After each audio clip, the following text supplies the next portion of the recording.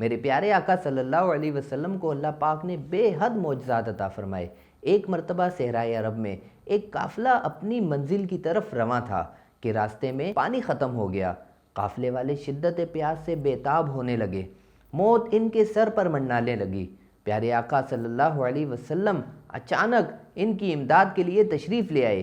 اہل قافلہ کی جان میں جان آ گئی۔ اللہ کے محبوب صلی اللہ علیہ وسلم نے فرمایا، وہ سامنے جو ٹیلا ہے اس کے پیچھے ایک سانڈنی سوار یعنی اونٹ سوار سیاہ فام حبشی غلام گزر رہا ہے، اس کے پاس ایک مشکیزہ ہے، اسے سانڈنی سمیت یعنی اونٹ سمیت میرے پاس لے آؤ۔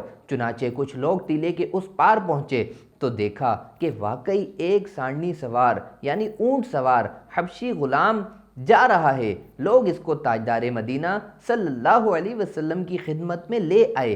شہنشاہ سرکار صلی اللہ علیہ وسلم نے اس سیاہ فام غلام سے مشکیزہ لے کر اپنا دست مبارک اس مشکیزے پر پھیرا اور مشکیزے کا منہ کھول دیا اور فرمایا، آؤ پیاسو، اپنی پیاس بجھاؤ۔ اہل قافلہ نے خوب سیر ہو کر پانی پیا اور برتن بھی بھر لیے۔ وہ حبشی غلام یہ معجزہ دیکھ کر نبیوں کے سردار صلی اللہ علیہ وسلم کے دست انور چومنے لگا۔ پیارے آقا صلی اللہ علیہ وسلم نے اپنے نور والے دست مبارک اس کے چہرے پر پھیرے تو کیا دیکھا کہ حبشی غلام کا چہرہ ایسا سفید ہو گیا جیسے 14ویں کا چاند اندھیری رات کو روز روشن کی طرح منور کر دیتا ہے۔ اس حبشی غلام کی زبان سے کلمہ شہادت جاری ہو گیا، وہ مسلمان ہو گیا اور یوں اس کا دل بھی روشن ہو گیا۔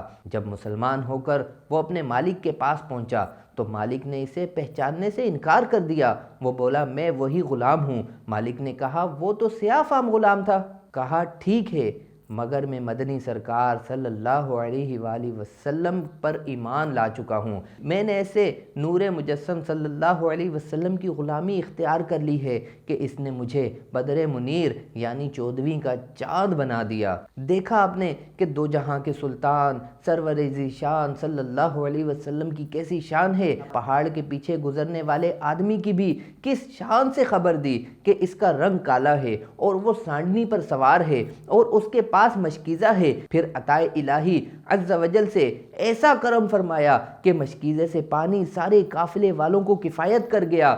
مزید سیاہ فام غلام کے منہ پر نورانی ہاتھ پھیر کر کالے چہرے کو نور نور کر دیا، حتیٰ کہ اس کا دل بھی روشن ہو گیا اور مشرف با اسلام یعنی اسلام قبول کر کے پیارے آقا صلی اللہ علیہ وسلم کی غلامی میں آ گیا۔ نبی مختار کل ہے، جس کو جو چاہے عطا کر دے۔